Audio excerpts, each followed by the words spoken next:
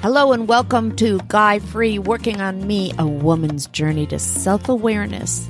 This is a great moment in your life, a moment where you have decided to stop taking care of everyone else and to just start to take care of yourself. Stick with me through these podcasts and we are going to take the best rides of our lives. Listen up. Guy Free Working on Me is not meant to be a permanent lifestyle. It is meant to be a time in your life where you stop basing your worth, your happiness, and your self-esteem on having a man at your side. This is going to be an all-out redeciding of who you are, who you want to be, and what you feel inside. Are you ready? Let's go. Hi, ladies. I'm Shauna Hoffman. Are we all ready to jump into some wild creativity? You see, a funny thing can happen when we're in crisis or the world around us is in crisis. We grasp onto a side of our personality that I call the free child. Our minds and our souls are looking for a way out of the circumstances that we're in. So we let that wild side of us loose. Normally in life, when we're healthy, we jump back and forth between different sides of us. Those of you who've read my book know what I'm talking about. We go from our critical side to our childlike sides, our adult sides to our parent-like sides. But for this podcast, I'm going to talk about our free child or our rebellious child state. It's no wonder that after a woman leaves a man or is left by a man, she has the tendency to let her hair down and experience the world in a new way. She has no one to tell her what she should do or shouldn't do. So she starts to experience her life with no judgment from someone else. Or so we hope. It could be that in her life before the end of the relationship, she was in a place where she had to be logical or really adult as a partner or a parent. Or she had all kinds of boundaries and expectations as an employee or a boss. Now in a state of crisis, or what I like to call a state of change, all of a sudden she wants to play again. We've all seen it with friends who are newly single. This can be a really exciting time, if it's healthy. We've also seen in history that some of the best and most groundbreaking art, music, theater, and books are born during crises times in our world. Times when the world is changing and we have to look at it differently. You know, wars or sheltering at home in a pandemic or weather upheavals or deaths of a loved one. Anything that causes change in the norm and offers us a place to think differently than we ever have before opens a place within us where our creative child can flourish. This creative side of humanity is born out of this free child state that empowers us to think outside the box, to rock the boat for change, to let go of all expectations that others have for us and live a little bit vicariously. When I see a woman who's newly single practice the healthy side of creative child, I see a new sense of playfulness, spontaneity, creativity. It's healthy action with no fear of consequences. Do you see that this is the way that art is created? I mean, we can't be creative if we're giving ourselves boundaries or expectations. If we're worried about the consequences of the art we create, we'll never create it. So, free child is action with no fear of consequences. True art comes from letting go of what others want to see or read or watch and is born out of that free child inside all of us. You know the one. That freedom that you see in a child playing by themselves, creating, imagining, seeing themselves as a teacher or a fireman or an astronaut. That free child that was once all of us. Now, what if I say to you that what I want you to create now is you? Oh, Shauna, what the hell does that mean? What it means is that I want you to find who you are, what you love in life, and how you want to live your life from your free child. That child deep inside you that had dreams once and still has them today. That child inside you that imagined so much and dreamed so deeply about what your life would look like. When we lose a relationship, the boundaries of what that relationship looked like in our lives is also lost. I don't care if you're a single mom or a woman still working a 40 or 60-hour week, a boss, a caretaker, a parent. Something has just changed that's giving you the opportunity to shake up your life and create a new one. Don't you just love those words? Create a new life? Think about this. Creativity is born out of crises. Crises brings an opportunity for change. Change brings the opportunity for new perceptions. New perceptions open the opportunity for a magnificent rebirth of a beautiful you. For many women, the ending of a relationship causes so much fear, but I am here to turn that fear around and give you hope for new beginnings. In order to tap into your free child, you have to do it in a healthy way. Like all good things, too much of it can create the opposite of what you want. There's that word again, create. You have to tap into your free child without making choices that are going to harm you in the long run. That comes when the free child state goes overboard and turns into the rebellious child. Okay, think about it. Action with no fear of consequences, spontaneity, impulsiveness. It's possible that when we take off all of our boundaries, it can go overboard. And when it does, it can turn really, really bad really fast. It's when we're not looking at the consequences of our choices, like partying too much or blowing off our responsibilities or letting our health go or spending too much money that we don't have. Imagine that 17-year-old kid that's rebelling from everything that everyone wants of them, the one who gets in trouble and doesn't care. This is the possibility that can happen when we let our free child turn rebellious. Okay, now here's a reality check. Oftentimes, when we're in an unhealthy relationship, our only way out is to rebel, or our only way to feel in control is to rebel. It's like the 17-year-old kid rebelling against the controlling parent, or that same kid trying to finally claim their own identity. For many women, the controlling parent in their life is their mate or the marriage itself. So the rebellion starts way before the relationship ends. This is often true with women who are abused. They find a way to rebel within the relationship. They shop or eat too much or drink too much.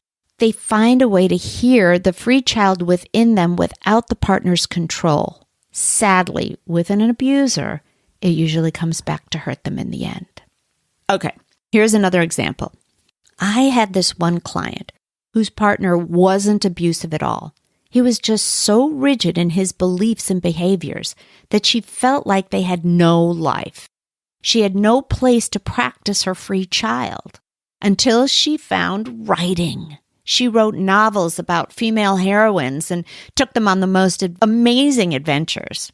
This was a healthy escape. But in the end, it wasn't enough to keep her in the relationship. She realized her life was wasting away, and she would either act like one of her heroines and take a grand adventure herself, and so she did. Another couple I was seeing, both felt like together they were just too grown up, responsible, work, no play. They'd both lost all of their free child together, and the relationship suffered, and each one blamed the other. So I gave them the homework assignment to go out and learn something fun, something new together, something totally different and something new that was going to get them outside and spark some excitement. They ended up taking sailing lessons together, and it was actually what saved their marriage. Sailing became a passion for both of them, and it revived their marriage. So for those of you who know me, know I myself am a sailor.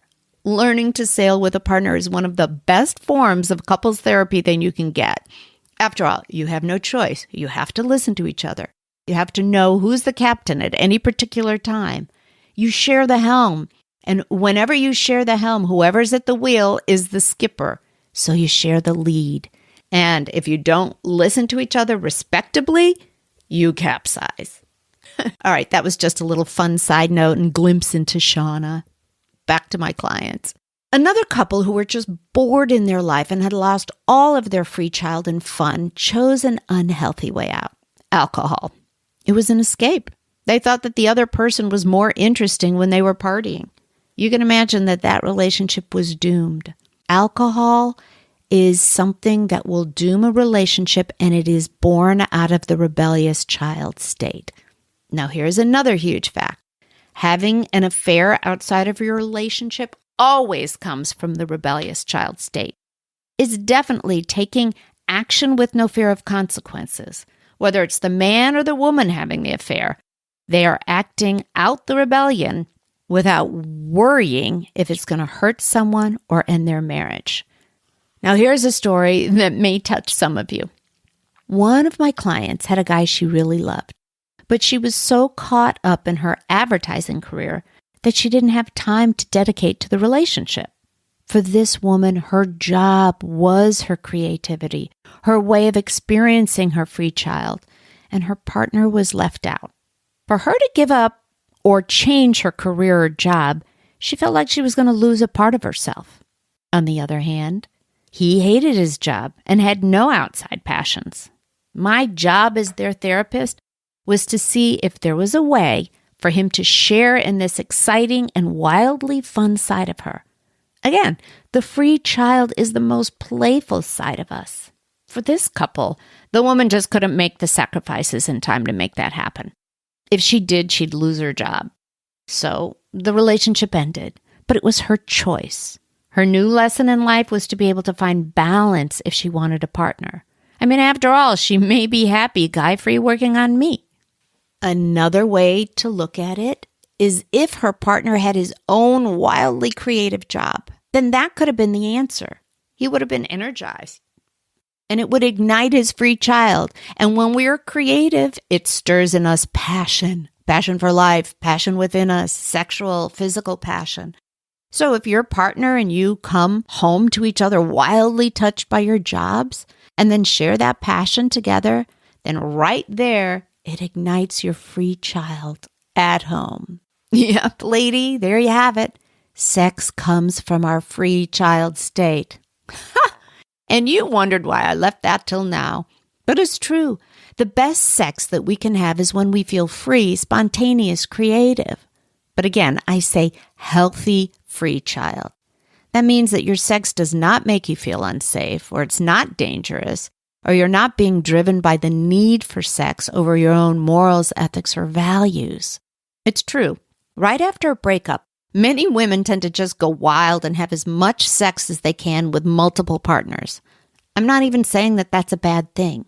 It's only a bad thing if you're putting yourself in danger or are not being true to yourself. The whole point of being single again is to be true to yourself. Make sure if you're jumping into bed with a guy, it's for you and not him. Remember, free child is about taking care of your needs over someone else's. So why do I even say this?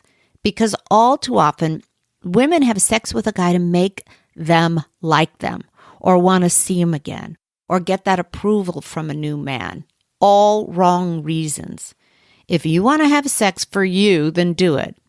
And before you do, just make sure that it feels true to who you are. Okay, I think we have a whole podcast on that subject, or maybe 3 or 4. So here's the truth. We need free child in us personally and in every relationship, but we need it healthy. Okay, so I want you to ask yourself a few questions. You can pause the podcast after each question, think about them, or write down the answers for yourself. Here we go. When you were a child, what did you do for fun? When you were a child, what did you dream you would do or be when you grew up?